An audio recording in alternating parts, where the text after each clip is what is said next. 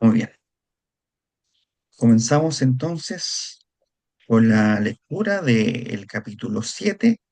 ¿Hay alguna voluntaria que quiera darle lectura?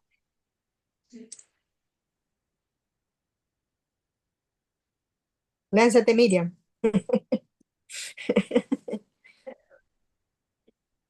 Hoy. Ya. Capítulo 7. El Señor dijo a Moisés: Yo hago de ti un Dios para el faraón, y Aarón, tu hermano, será tu profeta.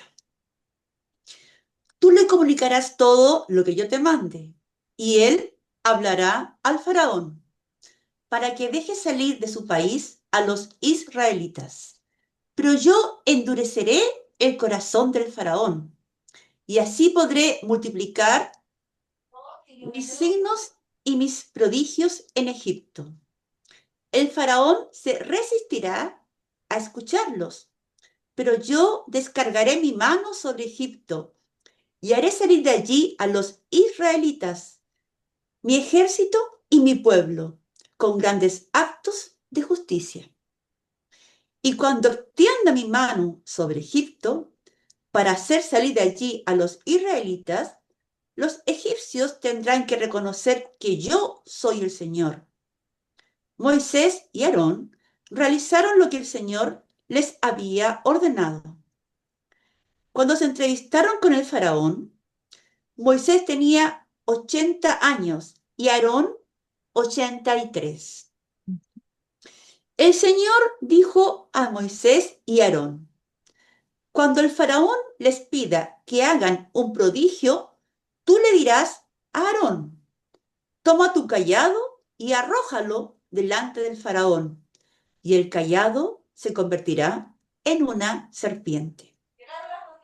Moisés y Aarón se presentaron ante el faraón e hicieron todo lo que el Señor les había ordenado.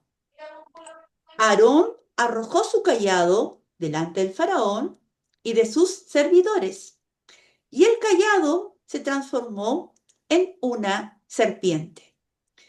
El faraón, a su vez, convocó a los sabios y hechiceros y los magos de Egipto, valiéndose de sus artes secretas, hicieron lo mismo.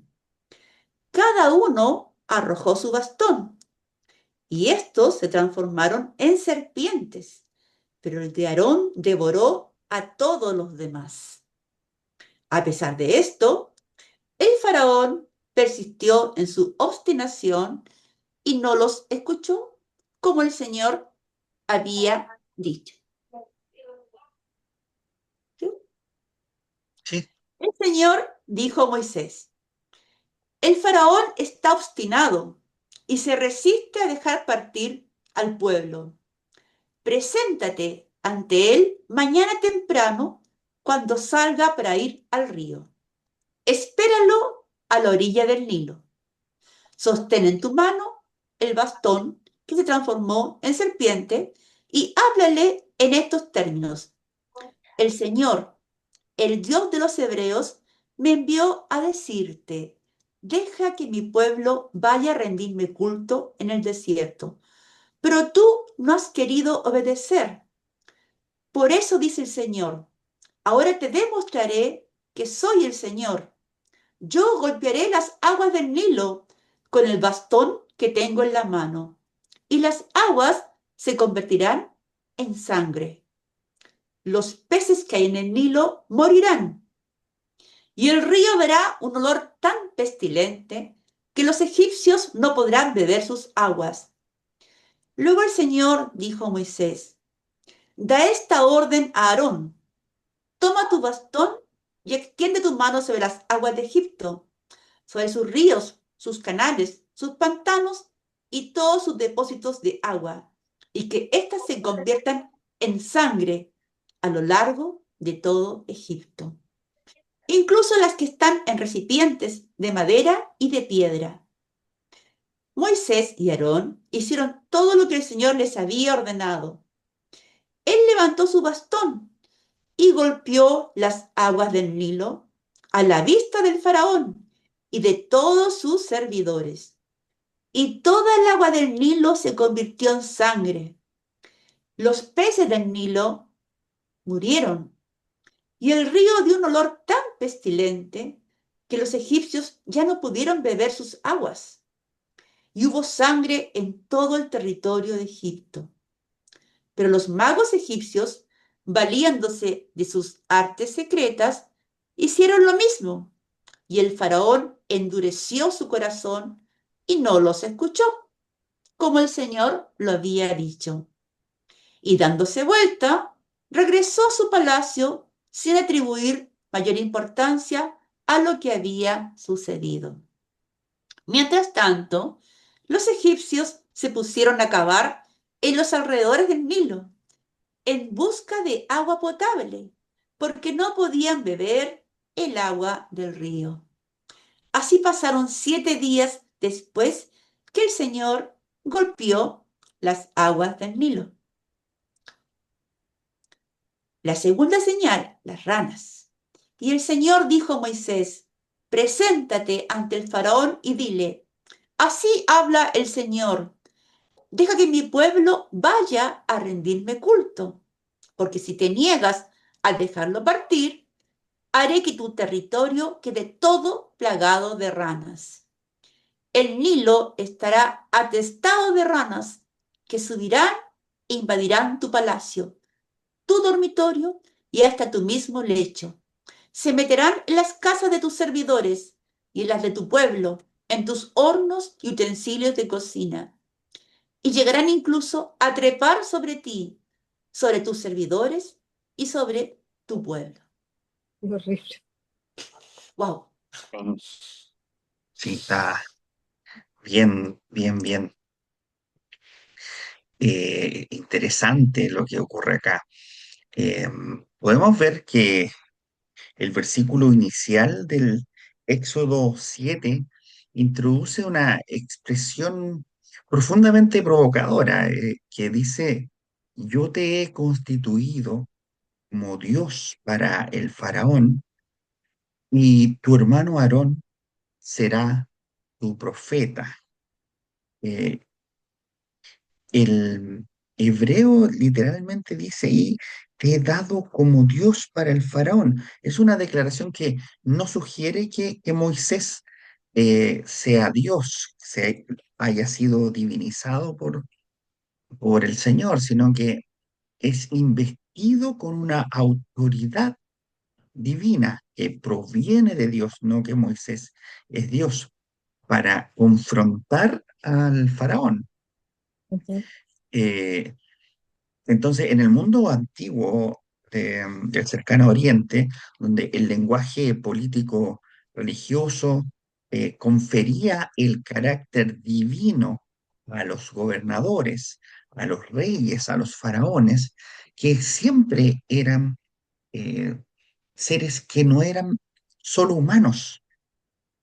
Podemos ver la historia de los distintos imperios que han existido en la historia de la humanidad que se le atribuye la característica divina al emperador.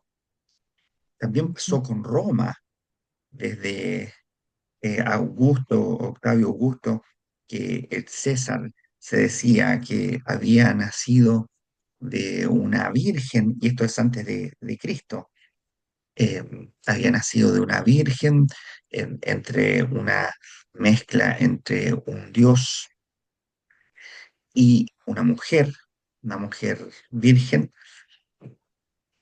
y ahí había nacido el César, quien era también mitad divino, por decirlo así, tenía un antecedente de que era un dios tal como aquellos que eran del panteón griego, romano, porque venía esto de mucho antes, de muchos siglos, esto de divinizar a los gobernantes. Y aquí lo que ocurre con Moisés es que el texto lo hace como ir a la pelea con el faraón más o menos de igual a igual. Ese es el sentido del Ujú. versículo 1. Moisés es quien representa a Dios.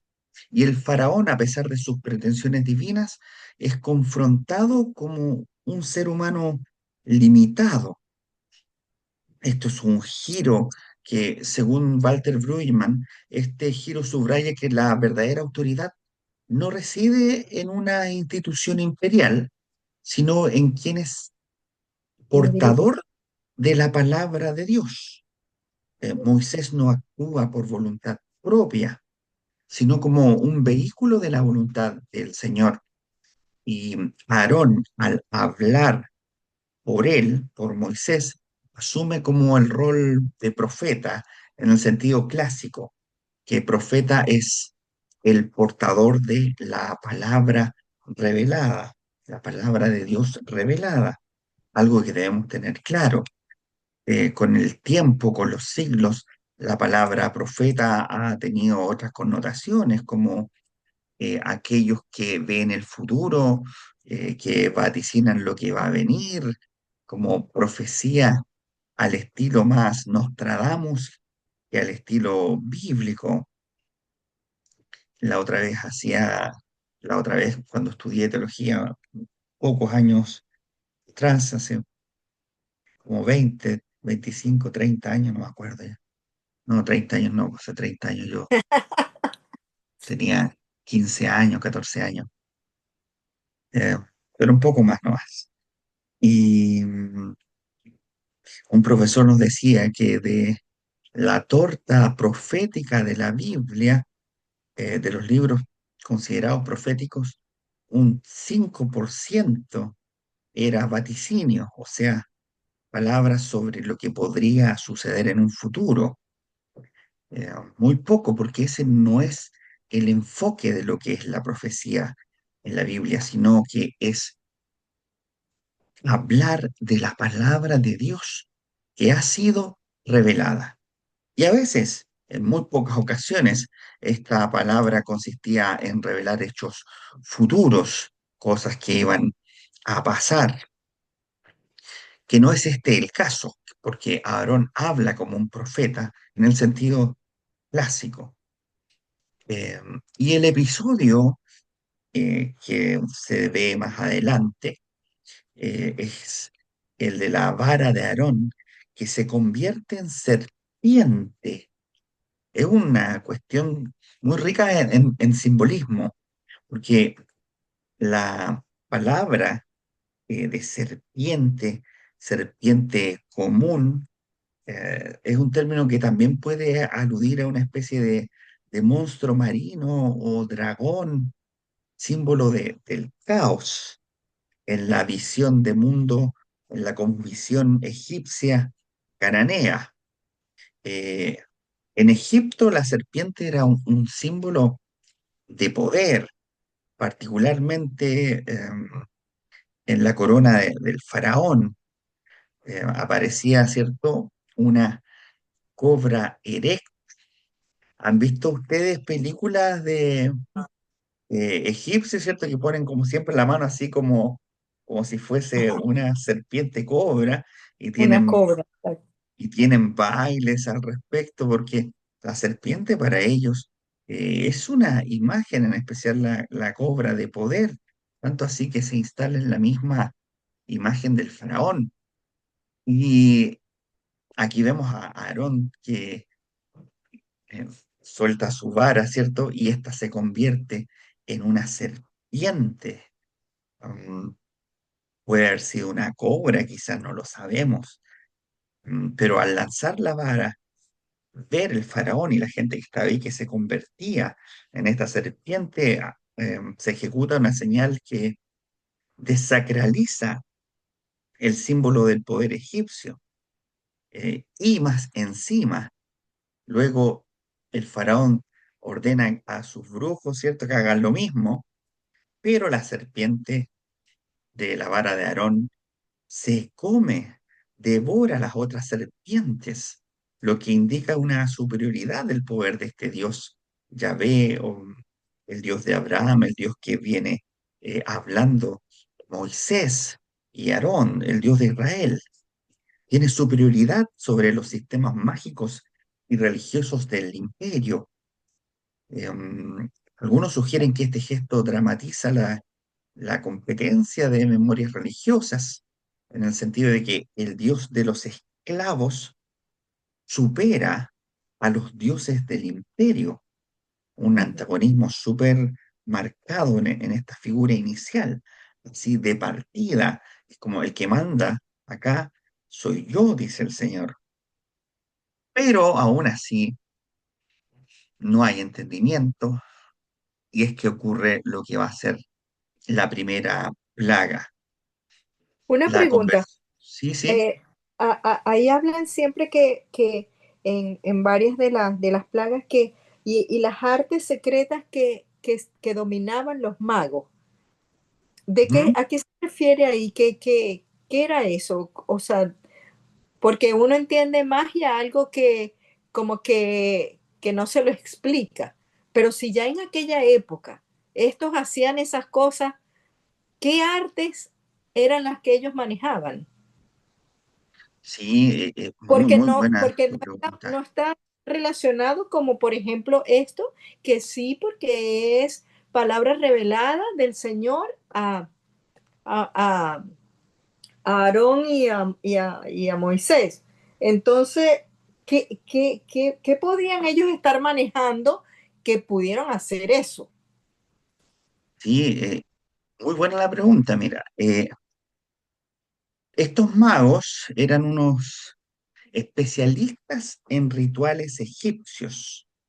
Eran parte de la corte del rey, expertos en textos sagrados, en conjuros y en prácticas de la adivinación. Era una especie como de brujos de la corte real, que no es algo que esté muy distante de cosas que vemos hoy en día. Me acuerdo que hace un tiempo atrás la policía empezó a trabajar con algunos brujos o videntes para encontrar a gente desaparecida en algunas, no sé si se acuerdan que un tiempo en Sí, que estuvo sí, es bien, correcto. bien en Ajá. boga esto. Y Ujú. en esos tiempos no era distinto, siempre habían consejeros que tenían estas especies de dones, eh, Exacto. que eran lectores de escritos sagrados, también eh, eran gente versada en los jeroglíficos también sagrados, conocían los libros de sabiduría mágica, eran encargados de rituales de protección, de curación, de adivinación, cosas que están como entre el mundo conocido y el mundo desconocido, eh, como pasa a veces en nuestra cultura chilena que habla mucho del mal de ojo, no sé si han escuchado eso. Ah, sí. Em, Sí. Mi señora el otro día me pidió que orara por una sobrina mía que estábamos de visita en la casa de mi hermana. En realidad, sobrina nieta, algo así es, no sé, es la hija de mi sobrina. Algún parentesco tengo, sobrina nieta creo que es. Y porque estaba llorando, llorando, y mi señora me decía, tiene mal de ojo, que es parte de la cultura popular. Yo no Exacto. creo Yo no creo en el mal de ojo como concepto, pero sí yo creo que si hay algo que está perturbando la paz del ser humano, el Señor Ujú. tiene todo el poder para poder generar paz en nuestros corazones, incluso de las bebés. Así que hice una oración por la bebita y dejó de estar incómoda. No les voy a decir que se sanó, pero dejó de llorar. Em, y mi señora me decía, ¿viste? Tenía el mal de ojo. Y yo le decía, no sé, yo no oré por él, no oré por el mal de ojo, por lo menos. Exacto. Pero lo que sea que haya tenido, que yo no le digo el mal de ojo, puede que mañana los científicos descubran que sí existe el mal de ojo, no lo sé. Pero en este momento nos corresponde orar nomás, no juzgar. Y este tipo de cuestiones desconocidas se han dado en la historia de la humanidad. Y antiguamente los reyes, los faraones, tenían gente que practicaba eh, en una mezcla de conocimiento real con conocimiento también de lo fantástico. Y tenían sus conjuros, fórmulas escritas, tenían papiros, figurillas, amuletos. rituales, manipulación de elementos también como el fuego, el agua, animales, usando palabras poderosas así al estilo Harry Potter, no sé si han visto alguna de esas películas. Claro. Ujú. Eh, y la astrología y la adivinación siempre metidas ahí, po. Eh, Ahora alguien se preguntará, ¿podrían realmente convertir varas en serpientes? Eh, Ahí hay distintas respuestas que se pueden dar. Algunos eh, dicen que ciertos encantadores sabían manipular cobras egipcias, induciéndolas a que se quedaran quietas, como por presión cervical, y que al soltarlas, la serpiente revivía y se movía, dando la impresión de haber sido transformada. Ujú. Eso es lo que creen algunos, que tenían ciertas habilidades estas personas y que no se trataría de magia en un sentido sobrenatural, sino un conocimiento de más o menos técnico de la naturaleza para inducir y producir efectos impresionantes. Ahora, en términos narrativos, el duelo entre Aarón y los magos estos no es un simple truco versus truco, sino una confrontación de autoridades. ¿Quién tiene el Ujú. verdadero poder? Eso es lo que le Claro. importa al texto bíblico. Correcto. Y es lo que nosotros nos tiene que importar cada vez que leemos la Biblia, qué es lo que quiere decir. Porque las historias, si son reales o no, más puede ser que no sean reales. Porque, como les he dicho, la historia no existía en ese tiempo. Lo único que se trata de hacer es entregar un mensaje que señale que Dios, el Dios de amor, es el Dios más grande. Correcto. Entonces, como les dije, no es un truco versus truco, es una confrontación de autoridades, quién tiene el verdadero poder. Así que los magos repliquen los prodigios eh, iniciales, como la vara, la serpiente, las aguas, las ranas, pero no pueden deshacerlos ni detener las plagas, muestra su límite. Eso es lo que nos dice el texto. Eh, y en el capítulo 8 dicen estos magos, este es el dedo de Dios. Así que raya para la suma, como decía Paulsen en un programa que veía antes, yo cuando chico se llamaba Tolerancia Cero.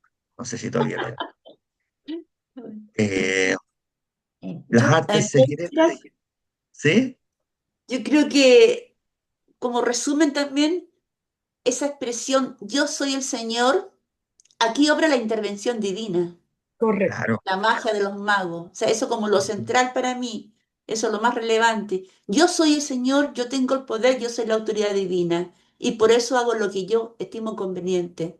Así yo lo veo y los demás no lugar. Es claro. mi forma de verlo. Y el relato bíblico los presenta como parte del sistema opresor. De ahí que después estas prácticas iban a ser prohibidas en la ley de Moisés. Ah, por ahí puede venir una idea. Siempre estas artes mágicas estuvieron como del otro lado, del enemigo, del que Correcto. oprime, del que asesina. Entonces fueron definitivamente prohibidas. Así que, muy bien, eso respecto entonces lo de la señal de la serpiente. Y después viene la primera plaga. ¿Qué es lo que pasa con la primera plaga? Podemos ver que es la conversión del agua del río Nilo, que sabemos la importancia que tiene en la historia de la humanidad, en sangre, que inaugura la serie de las plagas. ¿Cuántas son? ¿Alguien las contó? 8. ¿Sí? ¿Están seguros que son 8? No, ya va. Quinta, séptima, octava, novena, décima, ¿Siete? décima. Son- son- Sí, pero sí, así podemos llegar al número. Sí, No las había leído. alguien tiró el 7 ahí porque el 7 es como un número Ajá, eh, que se repite demasiado en la Biblia. Pero son 10. Es la primera de una serie de 10 plagas, cada una de las cuales puede leerse como una confrontación directa eh, con los elementos del mundo egipcio. El Nilo no era solo fuente de vida, sino también un objeto de veneración para los egipcios. Entonces, transformar su agua en sangre, que la sangre era un símbolo de muerte, de contaminación, representa una herida teológica incluso infligida a Egipto. Es algo fuerte. Según algunos autores, esta acción no debe ser leída tanto como un hecho natural o histórico, sino como una reconstrucción de memoria, mnemohistórica, dicen, de la liberación, un símbolo que establece a Yahvé como soberano sobre el caos y la muerte. Es el inicio del juicio contra los dioses de Egipto, que se va a ir desarrollando plaga tras plaga. Y desde un punto de vista narrativo, literario, el endurecimiento del corazón del faraón marca la dinámica de la trama. No se trata de una negación racional ante pruebas milagrosas, sino de una lucha teológica. El faraón no quiere reconocer a Yahvé. Y en el mundo antiguo, admitir el poder de otro Dios implicaba reconocer exacto. su superioridad. Por eso el conflicto se alarga. No es solo una lucha política, sino una guerra simbólica entre distintas cosmovisiones de mundo. O sea, el faraón Y pone en encarnaba, tela de juicio sus dioses. claro, y él mismo, si él era Dios. Entonces, ¿qué me van a decir estos indios, estos pelagatos, estos flaites, no sé, todas las palabras despectivas que podamos usar en contra de otros seres humanos que consideramos inferiores? ah, ¿Qué me van a enseñar a mí? Dice el faraón que mira nuestra tradición, mira las pirámides. O sea, ¿qué se vienen a creer ustedes? Piojento. ¿Qué otra? Antes, ¿qué otra cosa? Upeliento, decían Claro. algunas personas, o como hoy día, como se tratan facho, como Nacho, no sé, cualquier frase despectiva para referirse a otro ser humano como un inferior, o como alguien que está mal y que no sabe nada de la vida, mientras yo lo sé todo. En esa posición es que estaba el faraón. No es que fuera un hombre tonto que no se daba cuenta de los prodigios y los milagros que estaban pasando para decir, ya, sí, tienen razón. Eh, no es eso. Ahora, desde la arqueología no existen registros históricos egipcios sobre un éxodo masivo o sobre plagas. En en todo lo que se ha encontrado en Egipto, en los jeroglíficos, en todo lo que es su escritura, no aparece nada de esto. Pero esto no niega el valor del relato. Así que en vez de una historia de los hechos efectivamente acontecidos, acá tenemos más en una historia de la identidad del pueblo de Israel, que las plagas dramatizan un recuerdo colectivo de opresión, de liberación, y modelan la fe de Israel como un pueblo que conoce a Dios por sus actos liberadores. Eh, Algunos incluso ven acá, en este relato del libro del Éxodo, una estructura litúrgica diseñada para ser memorizada y transmitida, que las plagas no serían caprichosas, sino que seguirían un patrón narrativo que va a intensificarse hasta alcanzar su clímax en la Pascua, que es cuando ocurre la liberación de Egipto. Eh, entonces, Cuando leemos estos textos, podemos encontrar mucha más riqueza si nosotros no nos cerramos como el faraón se cerraba. Cuando nosotros no queremos abrir nuestra mente, nuestro corazón a una cosa distinta, es cuando podemos perdernos de tener un encuentro con el Dios de Jesucristo.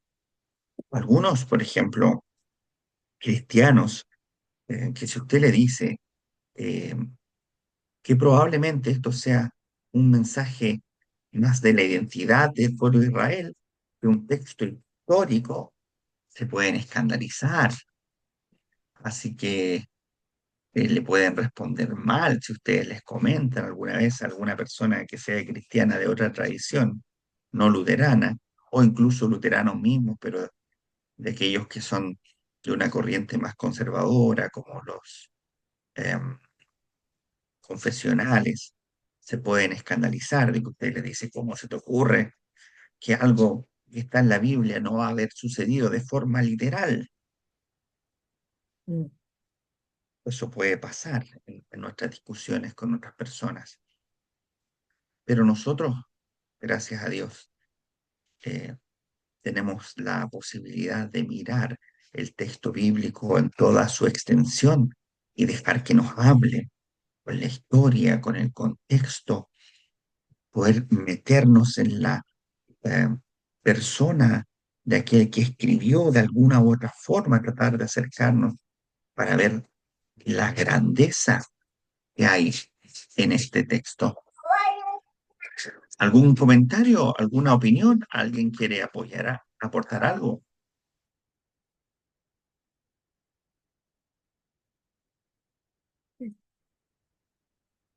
No, creo que todos esos complementos que tú das, por conocer tanto sobre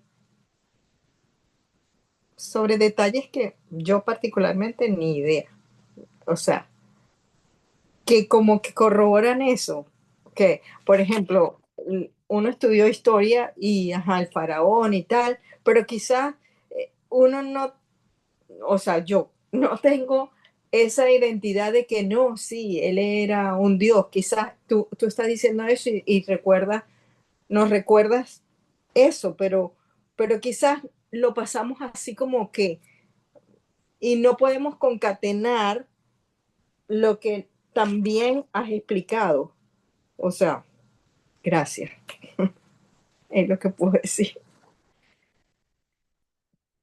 Vale, Hani. A mí me parece que la actitud del faraón es muy parecida a lo que está pasando ahora, a los faraones que están haciendo la guerra. Me parece que la historia siempre se repite. Pienso yo eso. Sí, Cuando es lo estaba interesante. leyendo, Todos cuando lo podemos. estaba leyendo, dije, es lo que está pasando ahora en Sí, Israel, en tantas partes. sí, Estamos es llenos algo de que faraones. siempre en la historia de la humanidad, desgraciadamente, ¿no? Pero gracias al Señor tenemos la revelación del Señor Jesucristo en su palabra, que nos insta a cambiar nuestra forma de ver las cosas, nuestra forma de percibir y de ver la realidad incluso. Y es así que podemos destacar que este capítulo marca un momento bisagra en el relato del Éxodo. Aquí no solo comienza una secuencia narrativa espectacular de película, de cine, eh, como lo sería esto de las plagas, sino que se establece el tono teológico que guiará toda la confrontación entre Dios y el faraón. Bajo esta superficie de prodigios y discursos, se mueven temas centrales que atraviesan el Antiguo Testamento, como la experiencia espiritual de los creyentes hoy. Y los puntos a destacar acá son que el poder de Dios está por sobre los poderes humanos. Desde el primer versículo El texto declara que Moisés será como una especie de hombre divinizado para el faraón. Y esta afirmación no es un simple recurso literario, señala una inversión radical del orden esperado. El faraón, considerado como un dios viviente por sus súbditos, va a ser confrontado por un esclavo convertido en una especie de mediador divino. Y así el poder de Yahvé irrumpe para desestabilizar toda estructura de autoridad que tenían desde mucho tiempo los egipcios, el imperio. Entonces la lucha entre Moisés y el faraón no es solo diplomática ni mágica, sino que muy teológica, muy de fe. ¿Quién es el verdadero rey del mundo, el soberano? El Dios de Israel no actúa desde el trono del palacio, sino desde los márgenes, desde los oprimidos. Y el poder divino acá no se impone por la fuerza, no aplasta, no coloniza, sino que revela, interpela, libera. Es una anticipación de la cruz de Cristo, una autoridad que se revela en la vulnerabilidad y que desmantela los ídolos del poder material. Y ahí es donde nos aparece esta otra dinámica que es lo del corazón endurecido. Uno de los conceptos más densos del capítulo es el endurecimiento del corazón del faraón. Esta expresión aparece varias veces, como lo habíamos visto en clases pasadas, en las formas hebreas, hacerse fuerte, el corazón obstinado, volverse pesado, insensible. A veces Dios es quien endurece el corazón del faraón, otras veces el mismo faraón se endurece, lo que ha generado debate. O sea, Dios manipula la libertad humana, alguien podría pensar, pero una lectura contextual nos sugiere que Yahvé no crea maldad en el corazón del faraón, sino que eh, lo deja mostrarse como realmente es. Entonces, esta es una cuestión progresiva. Cada vez que el faraón rechaza escuchar, se vuelve más reticente a la verdad del Dios de Israel. Es Ujú, una especie de pedagogía en contrario, así negativa, como que la obstinación humana se convierte muchas veces en un espejo del juicio de Dios, del juicio divino.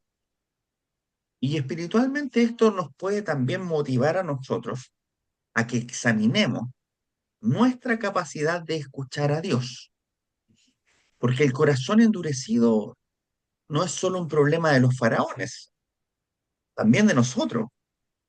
ujú, Nosotros como individuos, a veces nosotros como comunidad, nosotros como líderes, en nosotros todos, cuando nos cerramos a las cosas que Dios pueda querer hablarnos, que Dios quiera poder mostrarnos, caemos siempre en la tentación de tomar esta postura del faraón y decir, mira todo lo que yo he construido o mira lo que hemos construido.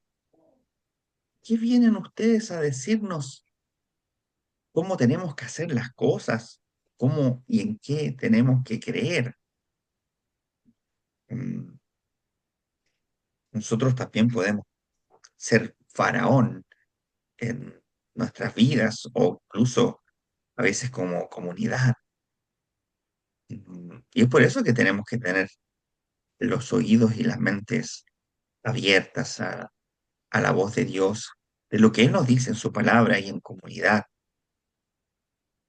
para que nunca tengamos un corazón endurecido. O si lo tenemos, poder darnos cuenta y que no sea necesario una especie de choque con la realidad para que podamos entender la voluntad de Dios. Y Muchas veces la revelación de Dios es progresiva, no es de un solo paraguaso, como decimos acá, que no entiendo lo que significa, pero se dice, decimos harto, no es de un solo paraguaso. Yo no sé si se referirá a que agarremos un paraguas y nos peguemos en la cabeza o de abrir el paraguas. Que te cae todo de una sola vez, sino que es Ya. progresivo, ¿verdad? Sí, bueno, a mi mente viene el paraguas en sus distintas formas. Pero la revelación de Dios es acá en el libro del Éxodo progresiva, va de a poco, va mostrándose a través de signos, de imágenes que vemos en el texto bíblico, como la vara convertida en serpiente o el agua en sangre, y tienen una función didáctica. No son trucos, no son castigos sin sentido, son signos pedagógicos. Eh, Yahvé quiere hacerse conocer y el conocimiento de Dios no se impone, se construye a través del asombro, de la confrontación y a veces del juicio, que es un tema clave para la espiritualidad bíblica. Dios no se esconde para siempre, pero tampoco se revela de golpe. La revelación va de a poquito, es una secuencia, palabra, signo, espera, respuesta, y requiere de nosotros escucha, discernimiento, fidelidad, va de a poco. Y por eso eh, esto de ver signos pedagógicos en el texto es de gran ayuda y nos libera, porque si usted lo piensa fríamente, si todo esto fuese una verdad histórica, qué mal y cruel, vamos a ver, en la progresión de las plagas, es el Dios de Israel con los niños inocentes, con las mujeres, con los ancianos de Egipto, que nada tienen que ver con el corazón endurecido del faraón. ¿No les parece? Mm. Pero el que lo quiere ver así, Sí, el que lo quiere ver literal, histórico, en- ve a un Dios que es capaz de agredir al ser humano inocente. Y muchos de los que ven a un Dios así son faraones, por decirlo así, y como nos contaba Hanning, que avalan estas matanzas que ocurren a nivel mundial en niños, en mujeres, en ancianos, en enfermos, en discapacitados, porque así es el Dios de la Biblia, dicen algunos. A los que elige, elige, y a los que no elige, desecha, mata, tortura, extermina, porque es el Dios de nosotros y no el Dios de ellos.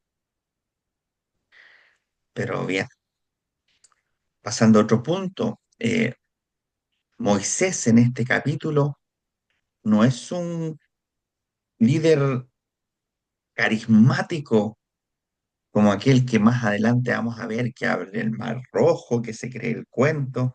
Es más bien un hombre cansado, con un historial de fracasos recientes, pero que obedece a Dios. Y no de una, ya hemos visto cómo ha sido esta dinámica. Y este rasgo es crucial, que el éxito no es lo que valida al enviado de Dios, sino su Exacto. fidelidad. La obediencia de Moisés y Aarón se da en medio de frustración, en medio de pasarla mal. No ven resultados inmediatos, son humillados, el faraón no cambia, el pueblo no los aclama, no los apoya, pero su perseverancia es la que sostiene el proceso de liberación del pueblo de Israel. Y esta actitud es una invitación profunda para todo creyente que enfrenta el desaliento a veces en su vocación cristiana, en su ministerio, en la lucha en la vida, en un mundo que idolatra la eficacia, eh, que idolatra las cosas exitosas.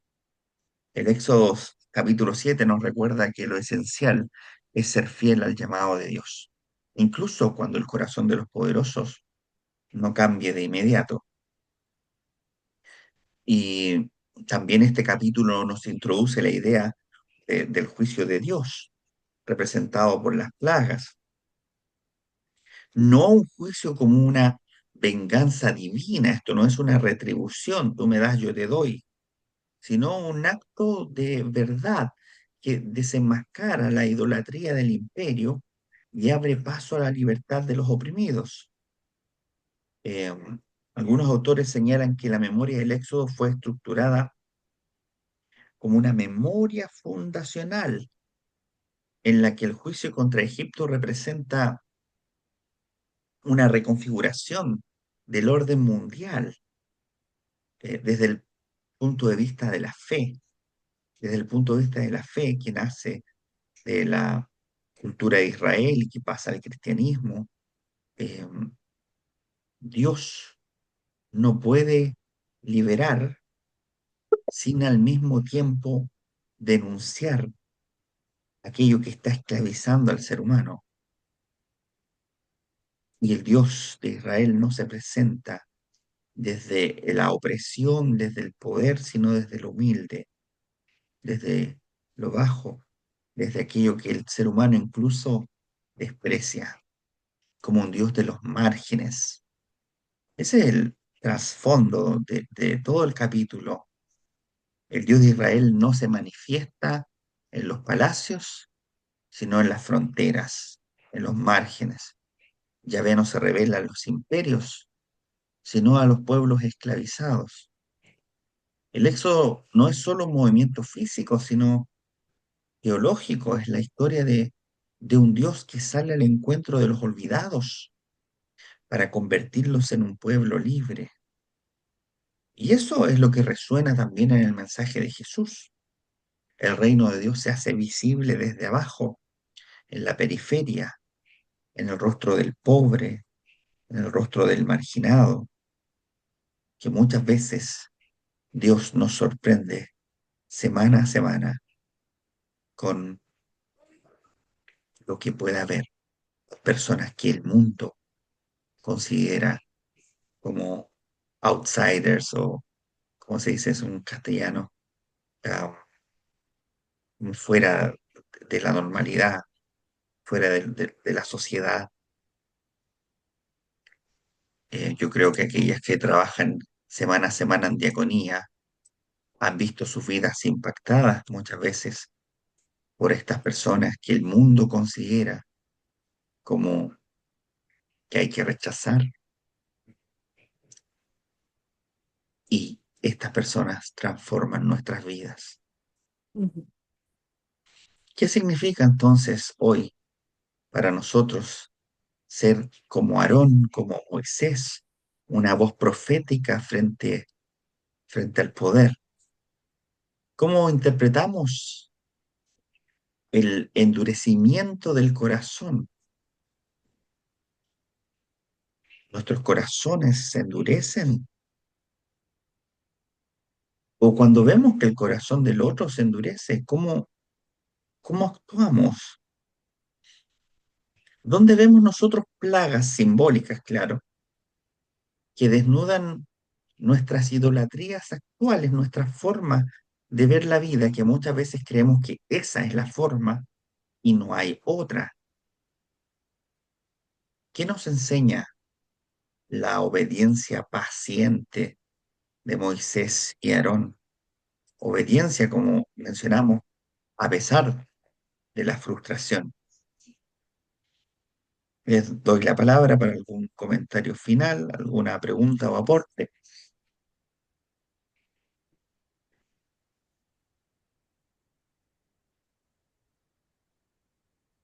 A ver, son tantas interrogantes que has dicho Sí. y, y tan interesantes. Yo creo que lo esencial es el poder divino que está por sobre el poder humano. Entonces, cuando el hombre trata y pasa a llevar el poder de Dios y se enfrenta, como ocurrió con el faraón, o como ocurre con la política actual en Chile y en todo el mundo, como decía Hani, ocurre estas plagas, las guerras, matanzas, y, y Dios actuó para, para que supieran que el poder lo tenía él, el ser superior, el ser supremo. Entonces, ¿cómo encontrar el equilibrio entre el poder de Dios con el poder humano sin creerse superior a Dios? Porque cuando el hombre se cree superior a Dios, actúa mal, provoca las guerras, provoca las plagas, provoca las peleas, separaciones, lo que ocurre en Chile, diversidad de política, se sacan la mugre, todos pelean, no hay respeto. Entonces yo creo que, como decías tú, lo que se aprende en diaconía, el poder al otro, el perdón, el fracaso, soportar las debilidades y ayudar al más pobre, al más humilde. Si existiera un mundo justo, se acabarían las plagas y sobrepasaría el amor. Pero no es así, porque todos queremos tener más poder y no nos damos cuenta que hay un poder único, que es Dios. Y si fuera así, la vida sería perfecta, pero no es, porque el hombre siempre quiere sobresalir ante los demás. Es un animal que se cree mejor que Dios. Ese es como yo lo veo. Y es muy triste, porque me doy cuenta día a día lo que pasa en el mundo y en Chile. Entonces, ¿cómo encontramos el equilibrio? Ese milagro de que el bastón se transformó en serpiente, ese milagro divino, eso debiera existir en el mundo.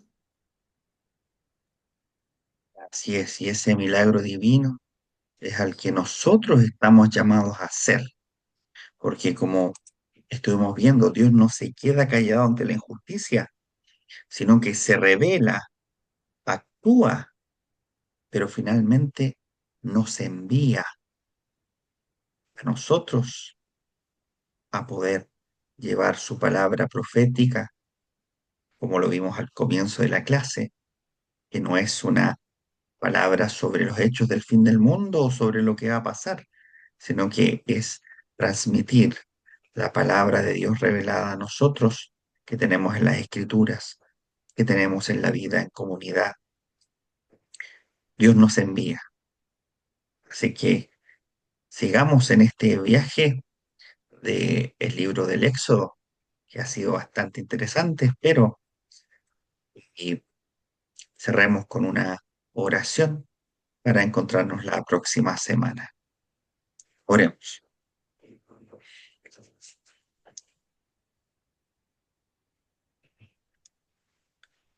Señor de la vida, tú que desafías todo poder opresor,